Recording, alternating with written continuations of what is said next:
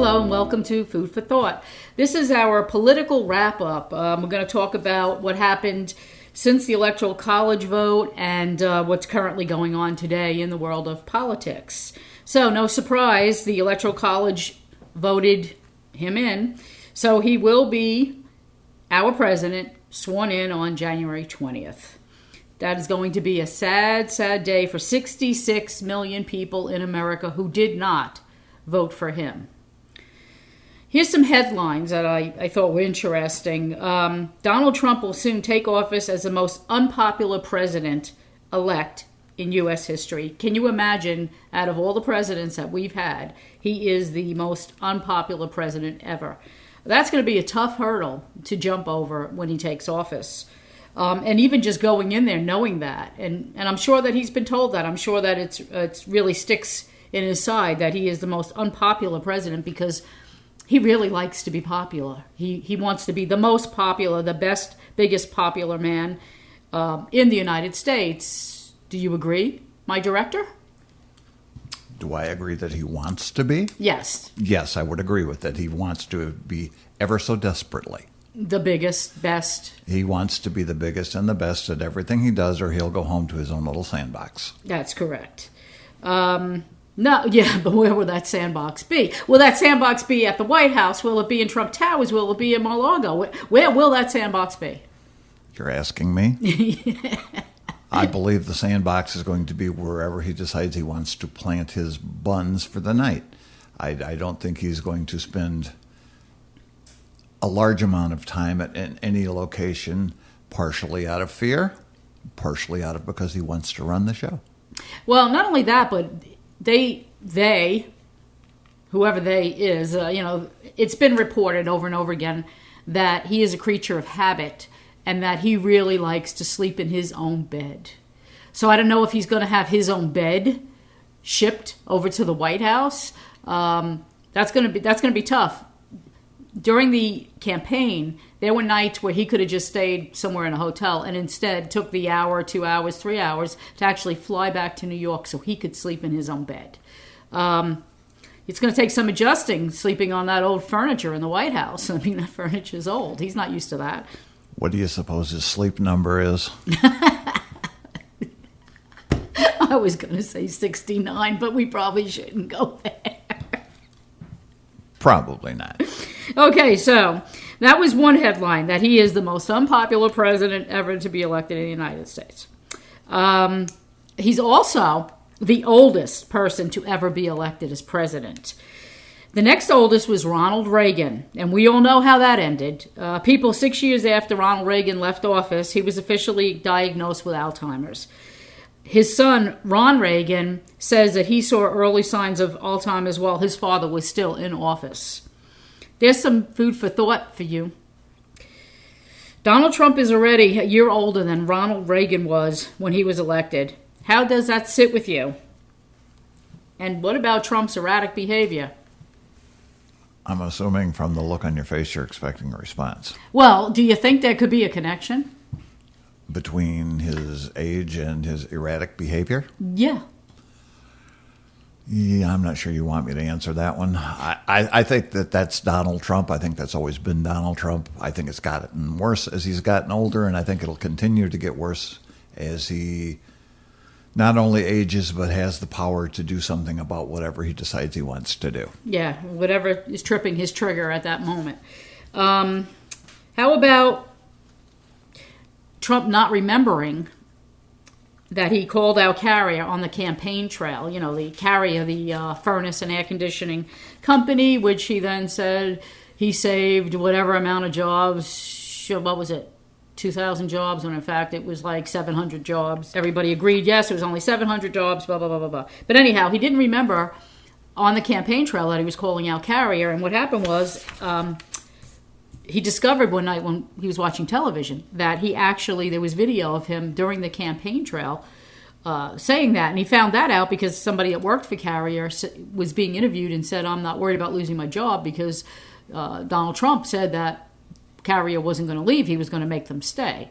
And Donald Trump was like, wow, maybe I better, did I say that? Maybe I better do something about it. And that was over Thanksgiving weekend. And he turned around, called Carrier, and started talking to them about keeping jobs here. Anyhow, that's a little frightening, though, that he said it over and over again, many times, more times than people could count, and there's video of this, that he was calling Carrier out, and then he did not remember saying that. That's worrisome. Here's some signs of dementia coming from, and this information came from Mayo Clinic. Irritability. You ever think he's irritable? Does he ever seem irritable? Only if he's awake. Personality changes. Only if he's awake. Restlessness. Well, since he's up at 3 in the morning, I'd have to say, yeah. Lack of restraint. Well, I'm not sure of his preferences when it comes to handcuffs and whatnot, so. Well, that's okay. I get it. There's some cognitive symptoms, and they include memory loss, mental decline, confusion in the evening hours, and paranoia. Quite frankly, I personally think he's paranoid. Now, do I know that he has early signs of dementia, Alzheimer's, or whatever? No. Do I think we'll find out while he's in office? Probably not. Even if he is having problems, everybody around him is going to protect him. What I don't get is Americans electing a man who should be retiring. The guy he picked as Secretary of State, Rex Tillerson, is free to be Secretary of State because Exxon has a mandatory retirement age of 65. If Donald Trump worked for Exxon, he would have been out of there 5 years ago. Why don't we have a cap on how old you can be when running for president? If we had a cap and it was 60, we would not have had the presidential election campaign from hell, such as we did. And yes, Bernie lovers, that would have eliminated Bernie as well. And yes, that would also have eliminated Hillary. But I think America would be in a better place, as that would have made room for some younger go-getters. If 60 were the cutoff age, that would mean that a two-term president would be out of there by age 68 or less. And then we wouldn't have to worry about dementia or mental decline, hopefully, because of age. Because let's face it, all of us, as we age, we do lose some mental, ability. Why are you looking at me when you say that? I'm looking at me too. Are you kidding? I'm actually looking at the inside of my glasses. Anyhow, that sounds like a damn good plan to me in Congress. Make sure, next week, you get on that. Okay, so, Obama is getting ready to leave office, and there are still haters out there calling he and his wife disgusting things. I wouldn't call them all Republicans, because we do know that people who aren't Republicans also support Trump. They just seem to have some kind of a really mean, ugly bone. And anyhow, I do have a feeling that Obama supporters are going to give Trump the same love and respect that he has been given for the past 8 years. So, cupcake seems to be the term the Trump supporters like to use. I don't think people should feel bad about being labeled cupcakes. After all, they're sweet and well-loved by the masses. So I don't consider that a bad thing. Call me a cupcake anytime you want. I will wear that badge proudly. I see the word trumpettes being tossed around by the left. What a visual that one gives. I refuse to comment on that one. You're not gonna toot on that Trump? No, I'll leave that one to Kelly. Yeah. Did you see the picture of her online with her knees all red? The photoshopped one, yes, and very poorly photoshopped. Oh, is it photoshopped? If you look at it, they still have the square around where they cropped it from the other picture. So yeah. Oh, okay. But yes, I did notice that. I guess you did. Hey, did you hear that Pantsuit Nation got a book deal? This is a group that Hillary Clinton referenced in her concession speech. This group kept themselves secret during the campaign. Perhaps, if they were not such a secret, things would have been different. Also, with about 4 million members, a book deal should be shelved because they could really do some good and make some changes if they were led by the right people. A call to action group with those types of numbers behind them is a huge undertaking, but well worth it if real change was brought about because of it. Just think about that, people. Almost 4 million members in one group. Had they been utilized, how different things could have been. Just 4 million members in one group. Russian hacking. Let's talk about Russian hacking. So the Trump administration wants to make this an election issue. They think admitting that the Russian hacking during the campaign makes it look like Trump was not the legitimate winner of the election. And they think that that's what Hillary supporters, Democrats, liberals, and anybody who didn't vote for Trump is trying to do with that. That's actually not what's happening. What's happening is Americans are concerned about Russians screwing with us. That's what's actually happening. America is very concerned. I'm concerned about the Russians screwing with us. Oh, come on, Cupcake. I don't want them messing with our electric grids. I don't want them getting into my computer. I don't want them doing anything. Look, he won the election. He won the Electoral College, but he did not win the popular vote. And I'm going to say this no, it's not going to be the last time I say this. This needs to be said over and over again because Trump supporters don't listen, don't comprehend. I'm not sure what their deal is. But anyhow, Hillary won the popular vote. She won the popular vote by almost 3 million votes. By the way, Trump has his supporters convinced that he has won the popular vote. They are so easily fooled. He speaks and they believe it, even when the truth is everywhere to be seen. It really is quite bizarre. Again, Trump did not win the popular vote. Hillary did by almost 3 million votes. 66 million people in America wanted Hillary to be president. Those 66 million people are going to be watching Trump and his administration for the next 4 years very, very closely. Nobody wants to play at Trump's inauguration. Oh, yeah, we got to talk about this because this is kind of funny. And, nobody wants to play at his inauguration, and he comes forward and he makes a statement saying, well, I really didn't want anybody there anyhow, in his whiny voice. We all know this is bullcrap, people. Of course he wanted all the biggest stars. It burns him inside out that all the biggest stars came out and supported Hillary, and now, even when he is president, they still don't want to be associated with him. That really hurts his very overinflated ego. So what do you think about that, about how none of these stars will perform or are agreeing to perform at his inauguration? All he's got, basically, and you know what? They say Kid Rock, but I haven't seen Kid Rock confirm on that. And I haven't seen that Ted Nugent's scheduled to be there. So, I mean... Personally, I don't think that... Look, if I was the president-elect, it's about taking the office. It's not about throwing a party. I think that's been all way overdone. They should take the millions and millions of dollars that they put into those I won parties and put it where there's some good use. Put it to the inner cities. Offer to buy back the guns in Chicago that have killed so many people this last year. Do something good with the money, not just waste it on being an egomaniac. No, you're right. You're right. I don't really know why they need all of this anyhow. If they wanted to televise something, it could be something private, like just something happening in the Oval Office where they swear him in. It could be something, I'm not saying don't have a little party. I mean, have a little party, but make it, use all the money that they would have used. That's a great idea.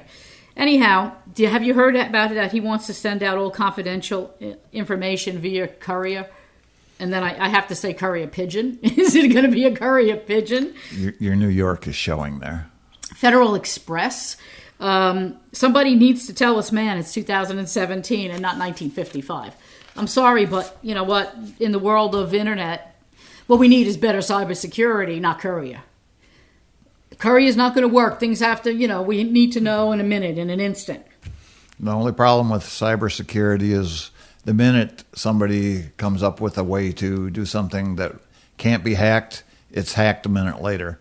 I don't know what the answer is, but I think that saying anything that just pops into his head, just sounds ridiculous. And, he's just looked very foolish over this last year and a half. And it turns around and makes everybody look at America like we're all fools. And it's not a fun feeling. It's just not. Anyhow, does anybody think that the Rockettes are avoiding the inauguration in an attempt to protect their, well, you know. You think that's why the Rockettes, they don't want to be that close to him with their legs up in the air? I that's probably got something to do with it, but I applaud them for taking a stand against it, even though the majority of them that are probably going to end up regretting the decision they make because he's going to make their life a living hell. I applaud them for doing it. And if more people would have done that during the campaign and the election, we wouldn't be where we are today. That's true. Did you hear about the one singer from the Mormon Tabernacle Choir who has actually quit the choir? Why, yes. I was watching Brigham Young television last night, and I did hear all about that. That was actually a pretty interesting movie. The ladies are marching on Washington, D.C. on January 21st. This will be all over the news. This is going to be covered. Word has it that there's plenty of room at the inauguration on January 20th, but there are no tickets left on Amtrak for January 21st to D.C.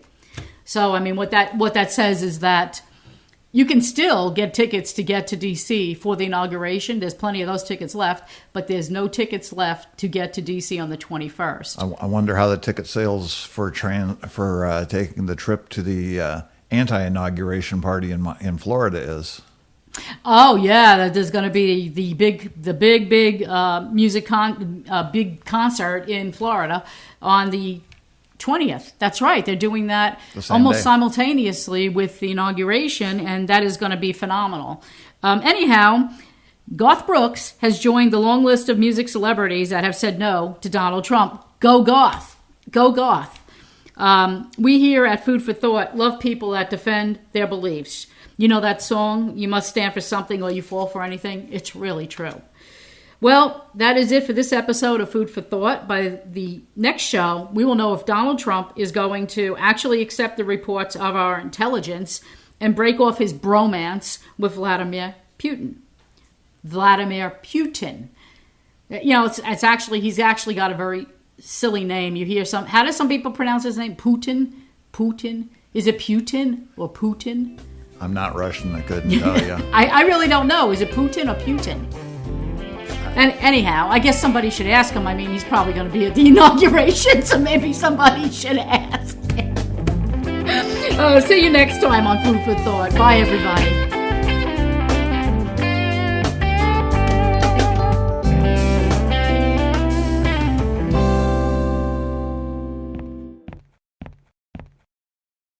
Animal Track Studio.